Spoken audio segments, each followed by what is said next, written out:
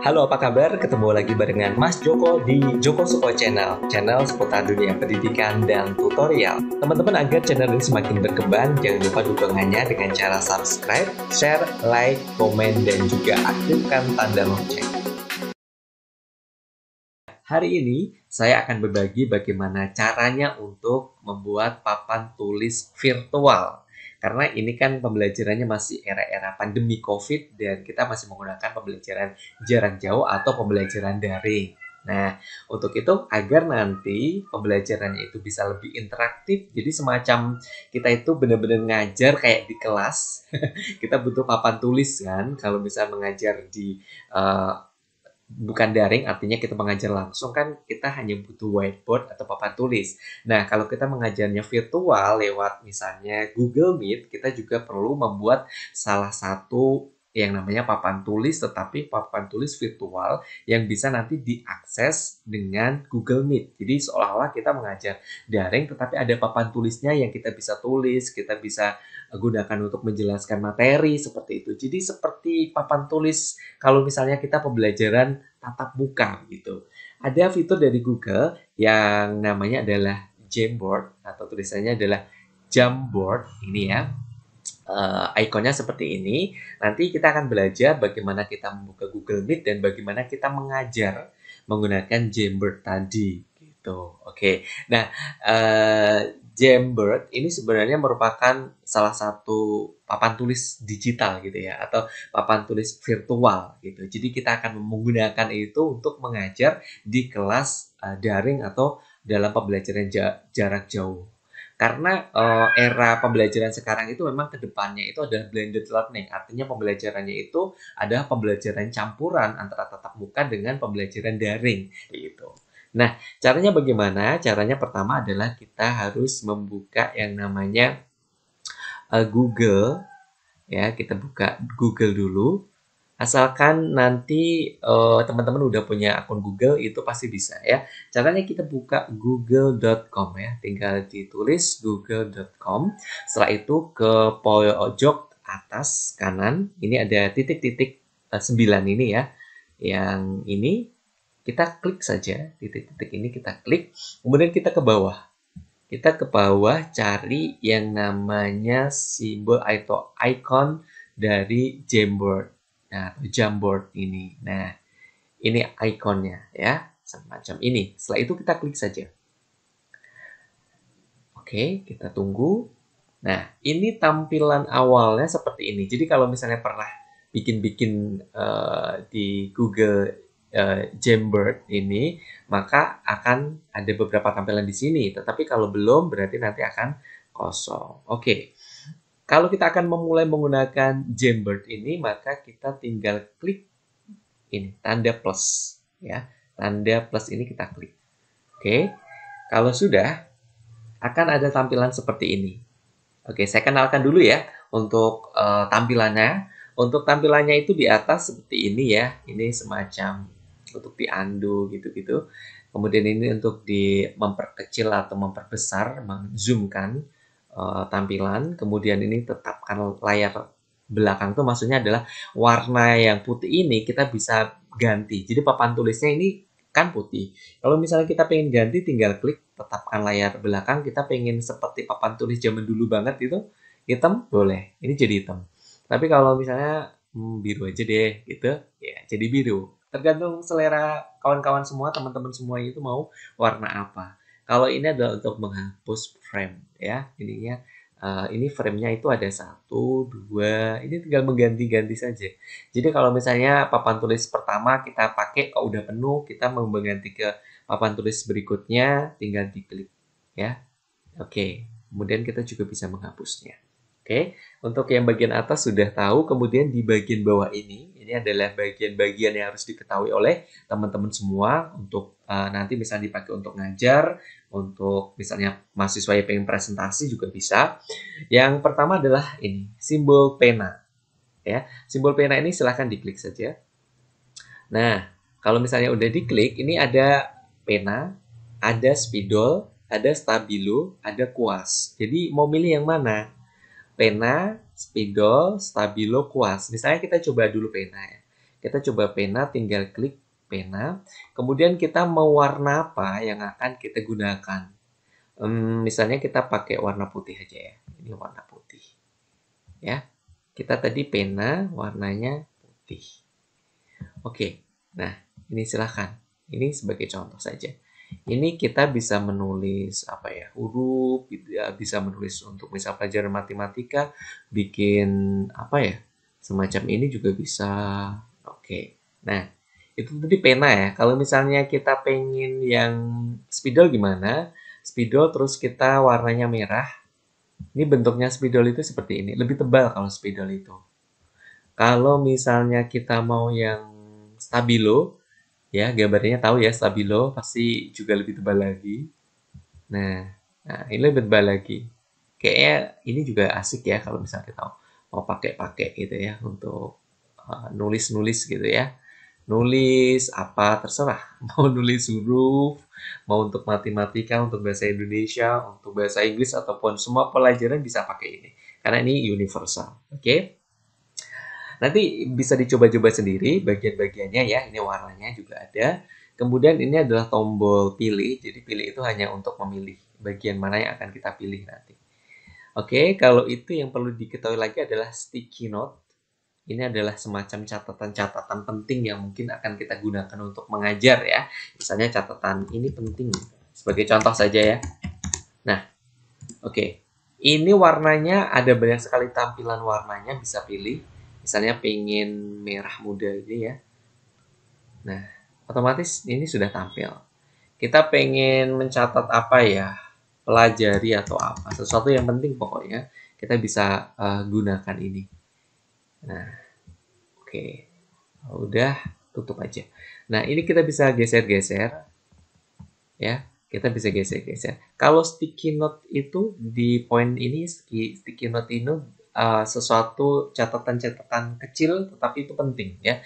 Nanti kalau misalnya pengen bikin yang lebih panjang misalnya seperti kalimat itu juga ada nanti di bawah fiturnya.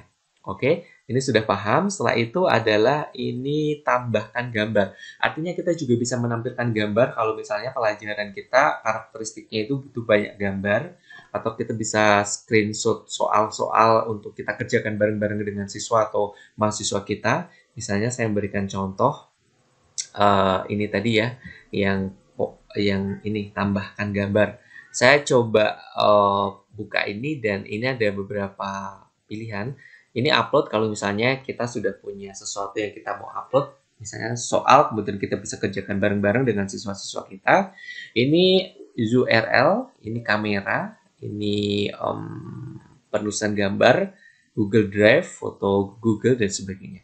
Misalnya sebagai contoh saja, saya ingin pakai ini, upload. Ya, kemudian kita cari, kira-kira nyimpennya tadi di mana. Saya ini sebagai salah satu contoh sampel saja ya, sebagai salah satu contoh untuk sampel gimana caranya kita mengerjakan soal bareng siswa kita. Nah, ini. Misalnya saya tadi itu udah screenshot soal ya, soal ini contohnya bahasa Indonesia gitu ya. Ini contohnya seperti ini. Ada soal, kemudian soalnya kita pengen kerjakan bareng-bareng dengan siswa kita atau mahasiswa kita, maka kita bisa mencoret-coret gitu ya. Pakai pena juga bisa, pakai apapun boleh. Ya, misalnya kita mau pakai yang tadi itu, pena atau spidol aja. Spidol kita pengen warnanya yang merah ya. Terus kita pengen menjelaskan ini, misalnya jawabannya adalah imperatif misalnya. Jangan serahkan kendaraan atau STNK begitu saja, merupakan kalimat misalnya jawabnya adalah imperatif misalnya. Kita bisa kasih tanda lingkaran di sini atau kasih canda centang atau apa misalnya kita pengen coret-coret ini penting perhatikan ini gitu juga boleh ya. Jadi semacam benar-benar seperti papan tulis virtual, papan tulis kalau pembelajaran tatap muka begitu. Tetapi ini virtual. Oke, karena kita menggunakan pembelajaran virtual atau daring.